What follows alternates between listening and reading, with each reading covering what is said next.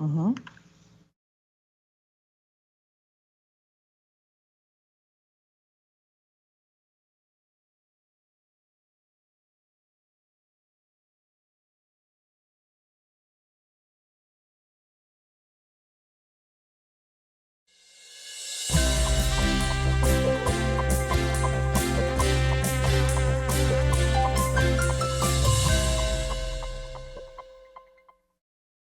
El 24 de mayo de 2022, el joven Salvador Rolando Ramos disparó en contra de su abuela, salió de su casa, se dirigió a la escuela primaria Rob de Uvalde en Texas, donde abrió fuego y mató a 21 personas y hirió a otras 17.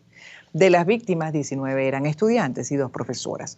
Ha sido una de las masacres escolares más mortíferas en la historia de Estados Unidos. En esto influyeron seguramente las fallas en el operativo de respuesta de los agentes de seguridad que se demoraron además en entrar en el aula donde se encontraba el atacante. Pero aunque esta tragedia conmocionó a la sociedad estadounidense tras un año, no se han tomado medidas concretas, efectivas para el control de armas, a pesar de que varios proyectos se han presentado. ¿Dónde estamos parados un año después de la masacre de Uvalde? Lo vamos a analizar con el especialista en inteligencia y seguridad, Arturo Grandon, quien es CEO Security College US. ¿Cómo está? Bienvenido, señor Arturo. Hola, ¿qué tal, Gladys? Gusto de saludarle. A usted, gracias por estar estos minutos con nosotros para entender dónde estamos parados, qué tanto se está haciendo, qué tanto interés se pone, qué es lo que ya se debería estar corrigiendo dentro de esa vulnerabilidad propia de tantas armas en la calle, incluso en algunos casos como estados como Florida, bueno, ya está desmontando el tema del permiso para portarla y usarla. Bueno, hay varias cosas sucediendo, buenas y malas, algunas controversiales, toda vez que, por ejemplo, aquí cercanamente en el estado de Maryland, el gobernador acaba de prohibir el porte de armas a las personas que tenían autorización.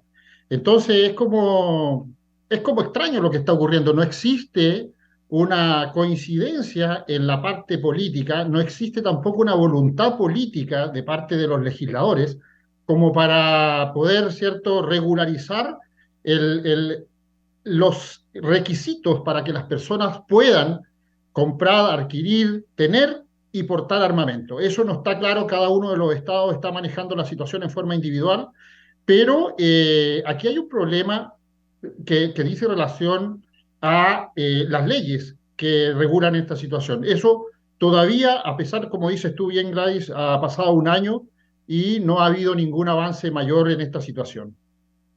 Ujú. Pero entonces uno se pregunta qué es lo que falta, voluntad política, obviamente, porque además los intereses económicos siguen siendo considerados pues por encima o considerados más que lo que son los derechos incluso a la vida, a la seguridad, a la protección.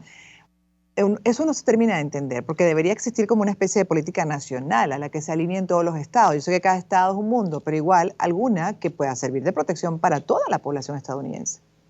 Sí, no te olvides de que aquí lo que pasa es que, como decías bien tú, cada estado tiene su independencia, cada estado tiene sus leyes, cada gobernador toma las medidas, ¿cierto?, que estima conveniente, pero la voluntad política tiene que venir del nivel central, de los legisladores. Ahora bien, hay varias cosas pasando. Por ejemplo, han habido situaciones que han ocurrido en otros estados también de tiradores activos, donde la policía ha actuado de una manera diferente, toda vez de que se tomó como ejemplo lo que ocurrió en Uvalde y que tú bien sabes, y el público igual, una hora prácticamente se demoraron en tomar acción los policías, en ponerse de acuerdo. Entonces, los protocolos de acción ante un tirador activo no funcionaron o quien estaba a cargo, ¿cierto?, no supo responder a la altura del acontecimiento. Ahora, con respecto al uso de armamento, a la adquisición de armamento,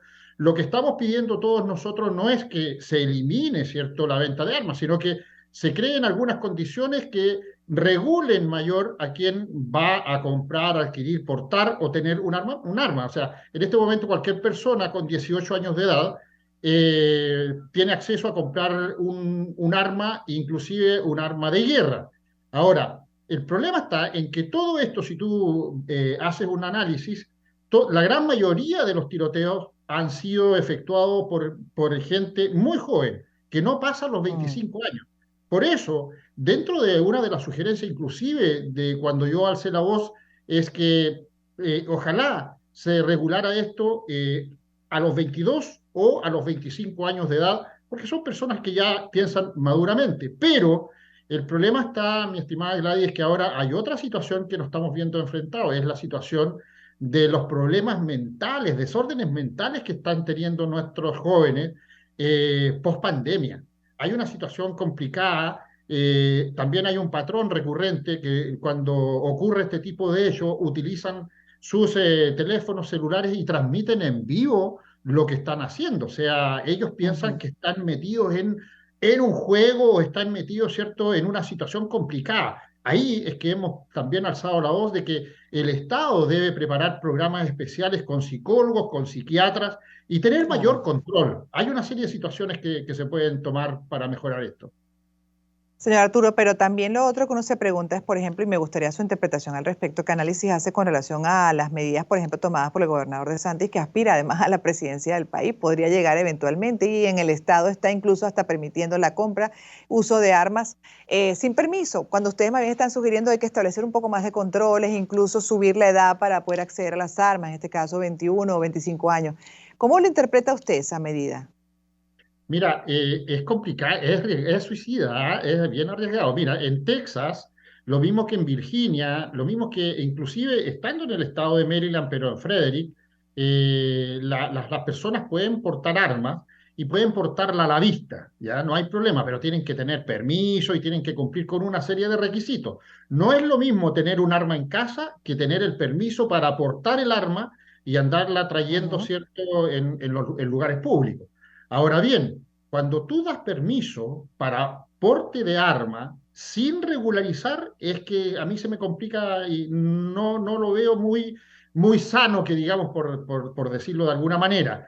De Santi, bueno, lamentablemente no te olvides que cuando hay periodo de elecciones hay algunas medidas populistas para llamar la atención o para tratar de ganar adeptos, pero no es el camino correcto de que está bien que la gente pueda tener armas o portar armas, pero todo en el marco, ¿cierto?, legal y regulado como tiene que ser. No pueden andar las armas en la calle sin tener un marco regulatorio.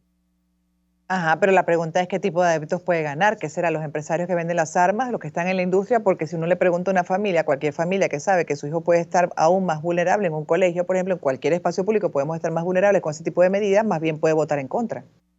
Sí, no te olvides que el mundo y la industria de las armas es una de las mayores industrias a nivel mundial, la que mueve miles de millones de dólares, al igual que la farmacéutica. Entonces, ahí es donde se une este lobby de los empresarios que venden armas, que producen y que venden armas, y porque detrás de esto, gran señores don dinero. Entonces, para las campañas políticas siempre se necesita dinero. Entonces, por ahí yo pienso que puede ir el asunto con los El lobistas, interés.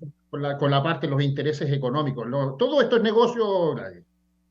Ajá, y ahorita estamos en campaña, como dice usted, al final, bueno, tiene que ver pues con todo lo que es también el tema del apoyo para llegar a, en este caso, además a la presidencia. Primero las primarias, los republicanos, obviamente convencerlos y después finalmente hacer la carrera presidencial. Pero entonces ahí, cuando uno se pregunta también si llegar a ocupar, por ejemplo, un puesto como este de la presidencia de un país, viendo lo que ya está haciendo en ese estado, ¿qué podría llevar a nivel nacional? Dentro de ese marco, por ejemplo, esos intereses económicos. Sí, mira, no nos olvidemos que en los Estados Unidos de Norteamérica es un derecho el tener armas. Ahora, la idea es la regulación. Mira, muchos de nosotros no estamos en contra de lo que es tener el arma responsablemente. No se trata de andar disparando a tonta y a loca y ante la más mínima provocación tú sacas un arma y disparas. Eso tampoco corresponde. En muchos estados tú puedes tener el arma, pero si disparas te vas a juicio igual, aunque muy autorizado Claro. estés, pero te requisan el arma y te vas a juicio.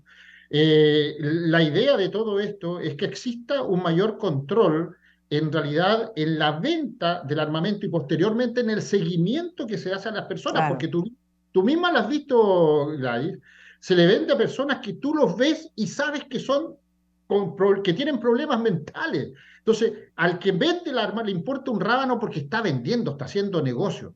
Pero quienes autorizan es donde estamos nosotros. O sea, oye, por mucho que tú compres un arma para tenerla en la casa y no para portarla, pasa por un control psicológico o psiquiátrico para saber si efectivamente tú estás en condiciones de tener un arma de fuego en tu casa.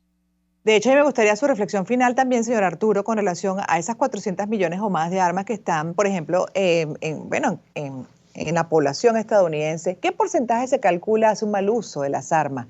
Porque, claro, obviamente un mal uso, una sola persona podemos ver una tragedia, por ejemplo, y, bueno, decenas, ¿no? Fallecidos, lamentablemente. Pero igual, ¿qué porcentaje hace un uso indiscriminado, irresponsable, obviamente violento, en estos casos, pues, como hemos visto, insólitos, abominables de las armas? Mira, es muy poco. Lo que pasa, la situación es la siguiente, es que no es común que aparezca un enajenado disparando y mate de una vez a 30 o a 50 personas. Mira, cuando tú, a tu pregunta, a mucha gente, ¿cierto?, le choca la respuesta que yo doy, pero en los Estados Unidos de Norteamérica mueren todos los días más personas por accidente de automovilístico que alguien disparando. Entonces, son millones de personas que mueren al año en accidente automovilístico. Pero como ya el auto es parte de nuestra vida diaria, ya no pasa nada. O sea, es común. Pero no es común que salga un tipo y le dispare, ¿cierto?, en un mall a varias personas. Por eso te digo que estadísticamente hablando, y usando los números, y por eso, y es ahí donde está el problema, que no existe la conciencia social y la sensibilidad en este tipo de situaciones, porque dice, pero estadísticamente somos millones de personas, que mueran 30 no es nada. Así hemos Mm. escuchado los comentarios en Washington. Entonces, ese es el problema. Mira, las armas están en la calle, y no solamente a las armas, ¿cierto?, que nosotros sabemos, sino que las armas fantasmas, aquellas armas que ahora se están comprando a través de Internet y se arman en la casa, y Ujú. esas sí que no tienen ningún tipo de registro, las armas fantasmas, y ahí Imagínense. es donde estamos con un nuevo problema. Gracias por haber estado con nosotros, haber compartido su punto de vista, además como especialista en este tema de inteligencia y seguridad. Cuando usted comenta eso, que sí, también uno lo ha escuchado, la proporción, que es menor, que bueno, ¿cuál es el problema? Habría que preguntar a esa persona si le tocan un hijo, si podría eventualmente volver a decir algo así, ¿no? Así Gracias es. por haber estado, señor Arturo Grandon, especialista en esta área. Seguiremos revisando justamente este tema, que es además un tema que preocupa a muchos en Estados Unidos. Vamos a hacer una pausa y al regreso hablaremos del tema político electoral, por cierto, pero en Venezuela, porque al parecer pues se presentan ciertos obstáculos para para cumplir el cronograma de las primarias. De esto y más estaremos hablando con un analista político, con Pedro Benítez.